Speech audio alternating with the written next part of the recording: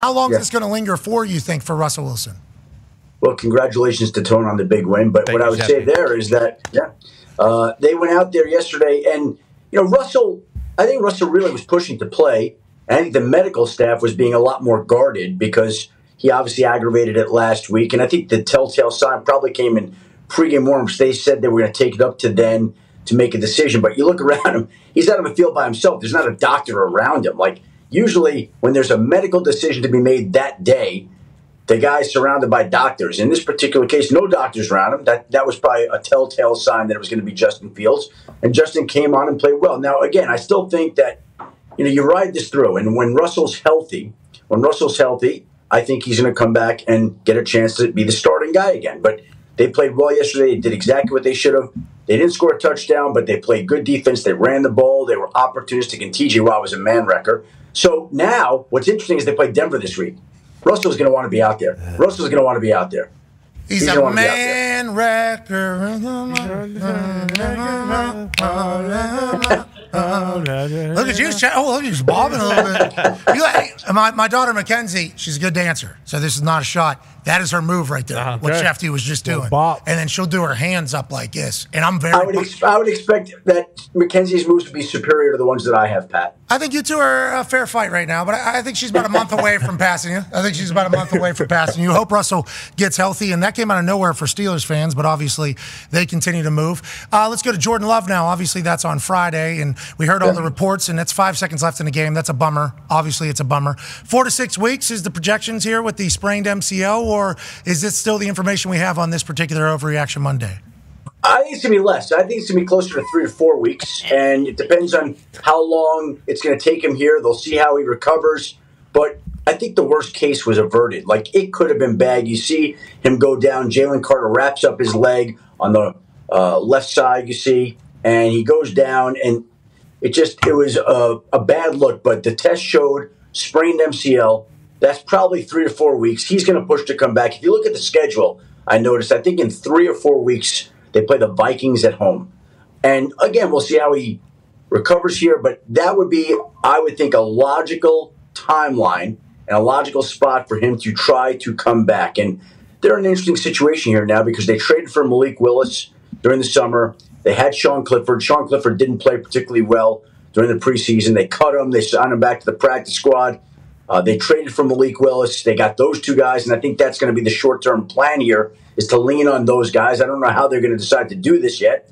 Maybe you play a combination of both of some sorts. Who knows? But great. That's good. That's good. Well, they have different skill sets. So, I don't know what they're going to do with that, but they're going to be without Jordan Love, I would say, multiple weeks. If I had to guess, it'll be 3 to 4 weeks. Shefty, I'm very lucky to be around a Packers owner every single day, also Iowa Hawkeye fan. And earlier today, he said they need to sign Ryan Tannehill stat. They need to sign him yesterday. Is that even a possibility, you think, in the Green Bay Packers' eyes, or are they sticking with who they got?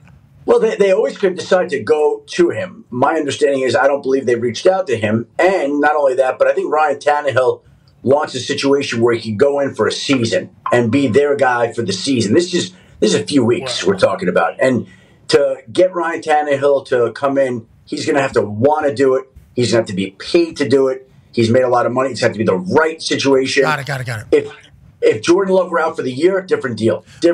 Fortunately for everybody, he's not. Well, Ryan Tannehill has earned this position, I guess, to kind of pick and choose. I assume there's going to be a team that's going to end up in a situation where they bring him in. Think about Joe Flacco last year. Yeah. Think about Joe Flacco last year and the run that he had with the Cleveland Browns. Let's talk about another injury that happened late last night. Go ahead, D-Butch. Yeah, Puka Nacua, obviously coming off a record-breaking rookie year, left the game at halftime last night, didn't return. Any status update with him? Same knee. They were going to be testing it this afternoon. I don't know what it's going to show, but obviously there seems like there was some carryover for the summer. He goes out early on in camp. They bring him back. They said he's going to be ready. He goes out last night, tries to come back, ruled out immediately. The texts I got back last night were testing this afternoon. Didn't know. And obviously they got back late last night after that game. I would imagine we'd be getting an update here on Puka fairly soon. Okay, let's go to Ty Schmidt. Has a question for you, Schefty. Yeah, Schefty, with everything that happened this offseason and with Jamar eventually just playing yesterday without a contract, are the Bengals going to table that whole deal, or are they still actively working to get something done with him? It's a great question, and I wish I had the answer, and I don't because I don't know how this is going to go. My understanding is they were trying to get it done by then. That was the plan. If they couldn't get it done, it was going to be put aside. But look, there's enough money, and I don't think that they were that far apart that you say, okay, well, we didn't get it done by opening day. We're not doing it now. Like, they want to re-sign the guy, and he wants to get paid. So I don't know why you would just say it's done, it's not happening. But clearly he didn't feel comfortable enough with the deal to take it before opening day. I think the value of the deal is there in terms of the numbers. I think the structure and how the money is laid out is a different issue, and I think there's disagreements there. And it's up to those two sides to figure it out and get it right. Look, you know you're going to re-sign the guy. It's not like he's not going to re-sign in Cincinnati. And it's not like the price on Jamar Chase is going down. So to me, the right thing is figure out a way to get it done, keep him in that place, and see if you can figure out a way that both sides are happy, both sides give in a little bit. But, Jamar has a certain idea of what he wants, and the Bengals structure contracts a certain way.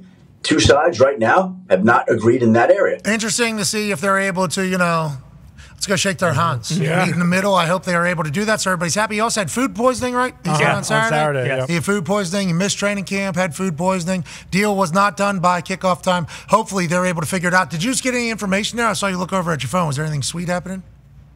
Daniel Jones is going to keep on as the Giants' starting quarterback in week 2, which, again, the fact that this is even an issue. Breaking.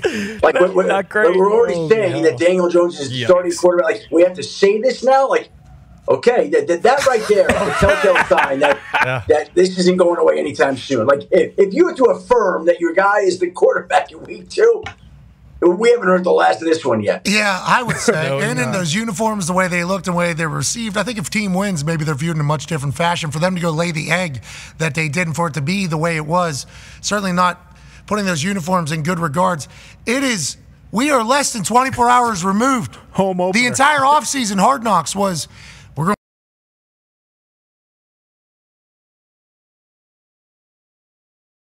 let's call this a loss and let's move along. But Daniel Jones can still turn around. Yeah. He can certainly turn around. Him and Dayball get on the same page. Dayball's calling plays again. Malik Neighbor saying all the right things, right? We didn't know how that was going to go. Again, I'm just going to tell you, for now. I don't know what's going on back there. I just can't even believe, again, I'm not surprised by it. Okay, Daniel Jones is going to be the Giants quarterback in week 2. Okay. So that tells me that if they don't win again Sunday, it's going to be a question again. It's going to be a question every time they don't win, every time they don't play well, every time he struggles. And I would just say that at some point in time, I don't think this is a stretch to say based on that if we're answering this question now. What was that? Well, actually, we saw another play. We can't. Somebody else informed me that Daniel Jones is staying on as the quarterback. Okay, all right, good. So everybody wants you to know, hey, listen, let the world know. Daniel Jones is still our starter. Speaking of quarterbacks that are paid a lot of money, potentially not starting in the future, AP Tone has a question for you, Schefty. Yeah, Schefty, I don't know if they're going to have to address this or not in Cleveland, but Deshaun Watson, another performance where he didn't look great. Now, is with Jameis as the backup there, is there going to be any questions for his job, or does that contract kind of protect him this year? Well, there's a lot of guaranteed money there. And I think Dan Orlovsky tweeted out at some point yesterday. I heard about this on Get Up this morning. They were talking about the fact that he mentioned the idea that Jameis was there. They're going to have to start thinking about that. Deshaun he's not recaptured the form that he's had. He's been through a lot of injuries here, and they paid him a lot of money. There's a lot of pressure. He's got to play better than that. I think they would agree with that. He would agree with that. Now, what do they do about that? You got a viable backup, a guy who started in this league and has played well in Jameis. I think if you make that move, boy, oh boy, we're getting ahead of ourselves here. I just think it opens up a whole can of worms. And also Zimmer with that defense, out the gates. Now you have to perform better. Obviously, you're getting paid now the second highest contract in the history of the NFL, and we'll talk about that on the other side. D-Bud has a question for you about. And also say this: Deshaun didn't play at all in the preseason. They wanted to get him out there. He was never fully comfortable. There are a lot of players, teams that start slow. That's one of the byproducts of these teams not playing their players during the preseason at all. They try to rest them to make sure they're ready, but inevitably when that happens, there's a lot of rust. If you look at the numbers of touchdown throws, they've dropped every year the last few years. It keeps going down. Yeah. And so you can't have it both ways. You can't say, well, we're not going to expose our guys in the preseason and then expect that in week one, this guy's going to hit the ground running. That's not going to happen. Let's judge Deshaun Watson once he's feeling better, once he gets to a rhythm. If he's struggling, then these questions aren't going away. We know that. Yeah, for sure, especially with the amount of money he's getting paid. And I said the other day on game day that, like, Clemson, I'm not that out on because I think Georgia's going to do that to a lot of people. And then Clemson people are like, well, we used to be that. That's So, it's like, okay, I get what you're saying. Makes sense. Like, yeah, Dallas Cowboys defense is probably going to make a lot of people's life hell, but, like, we also paid you $230 million to be, like, they should be worried about you. Yeah. And, like, our defense is also very good. So for them to lose, I think the way they did on that elf, Brownie. In Cleveland in front of the dog pound, obviously not a good start. Let's go to the Dallas Cowboys with a great start. Obviously right back in the conversation of, is this the year for the Dallas Cowboys? Go ahead, D-Bud. Yeah, you had a seemingly crazy morning yesterday, Schefty, and obviously a big part of that was Dak getting paid. Obviously a bunch of storylines all offseason long, CeeDee Lamb, Dak, Mike McCarthy, is he next? And then what went into Dak getting this record-breaking deal right before kickoff? Well, we've seen that Dallas doesn't exactly rush to get these things done. They get CeeDee Lamb done with basically 10 days to go until the start of the season, and then they get Dak done a few hours before the start of the season. And the two sides were talking. And there really was one of those artificial deadlines that was in place that once the season began, they were going to table it, and Dak didn't want to do a deal. And so you were right up against that. And the numbers get to a certain point where you're talking about $240 million, the first $60 million year player. Like, what are we waiting for? Like, and not only that, you're in Texas. It's a no-tax state. Like, get the deal done. Texas. Right? And they wanted to keep him. And he wanted to be there, so they were able to figure it out. Now, Mike McCarthy is interesting because he's in the last year of his deal. And Dak is a big Mike McCarthy supporter. And I always thought that one of the elements here that would slow down talks for Dak was if you're giving up the next 5 years of your career, roughly, you want to be with somebody that you really feel strongly about, that you have a conviction on. And if you're re-signing with Dallas, you don't really know who's going to be the guy because Mike McCarthy and the rest of the coaching staff is in the last year. So I think, again, they're going to judge Mike over the course of the season, but I think that this bodes well for Mike. Dak is a big Mike McCarthy supporter. Big. They've won 36 games, 37 now, the past 3 years in one game. I know they struggled in the playoffs, but this team has been a good team, and they haven't gotten it done when it's mattered, and it's time to try to go do that. But they've played well when it has been the regular season and racked up pretty good numbers and performances. And I think if you ask Dak, I would think if Dak were being 100% truthful, he would say he absolutely wants Mike McCarthy back as his head coach. Him being able to get $1 million more than the biggest guarantee in the history of the NFL and then get $60 million re-signing with his team. Imagine what that free agency market would have looked like for him. Man. Could you imagine what he got that, what we thought was going to be in free agency just with an extension before the season starts? Let's say he has a great year this year. Him and McCarthy both. Mm-hmm. They just have a good year. And then they do have a little bit of success in the playoffs. I'm not going to get crazy and say they win the Super Bowl, but let's say they do that. That market in the free agent, they're at 61 already. Think about what it will. Oh my. Good for Dak. Congrats, Dak. You've earned it. Oh, yeah, Dak. I love how he played it, too. How he handled it privately, said all the right things, even made some. I don't pay attention to anything Jerry says. In public. I mean, what are we talking about? I haven't done that for you. What is it? What's the news? I'm not going to tell you. Come on. Daniel Jones update. All right, so they really want to let people know. This guy's starting. We're not cutting him. Okay, you watch Hard Knocks in the offseason, okay? We got rid of everybody for this guy. Okay, not just one bad week, even though it's been a few years.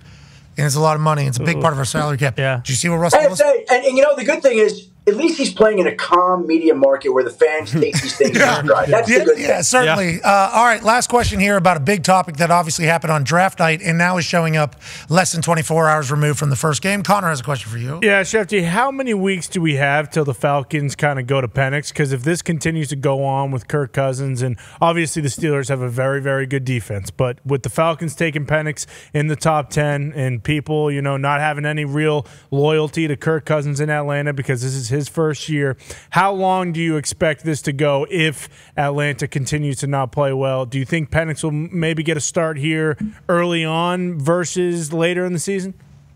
Well, I think there is loyalty to Kirk Cousins, and I think there's $100 million in guaranteed money that they gave to Kirk Cousins. And again, it's the same thing with Deshaun Watson and some of these other quarterbacks who struggled.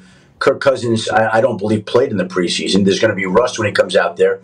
He was under tremendous pressure all afternoon, and I think Kirk Cousins is going to be the guy there this season, and he's going to get better and better and better and play well. I think that the Michael Penix talk will be tabled, and they're not going to go in that direction anytime soon.